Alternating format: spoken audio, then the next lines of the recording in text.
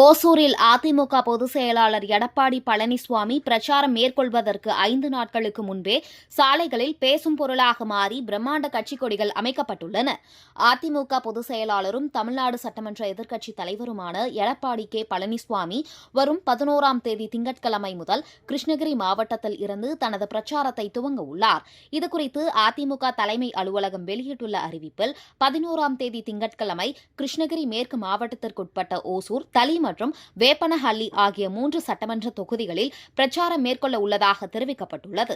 இந்த நிலையில் 11ஆம் தேதி ஓசூரில் அவர் பிரச்சாரம் மேற்கொள்ள உள்ள ராம்நகர் பகுதியில் பழைய பெங்களூர் சாலையில் தற்பொழுது அதிமுக கட்சியின் சுமார் 20 அடி உயரம் கொண்ட பிரம்மாண்ட கொடிகள் சாலைகளில் இருமரங்கிலும் நடவு செய்யப்பட்டுள்ளது. எடப்பாடி பழனிசாமி இந்த பகுதியில் பிரச்சாரம் மேற்கொள்வதற்கு இன்னும் 5 நாட்கள் உள்ள நிலையில் இப்பொழுதே பிரம்மாண்ட கட்சி கொடிகள் அந்த பகுதி சாலையில் அமைக்கப்பட்டுள்ளது பொதுமக்களிடையே பேசும் பொருளாக மாறியுள்ளது.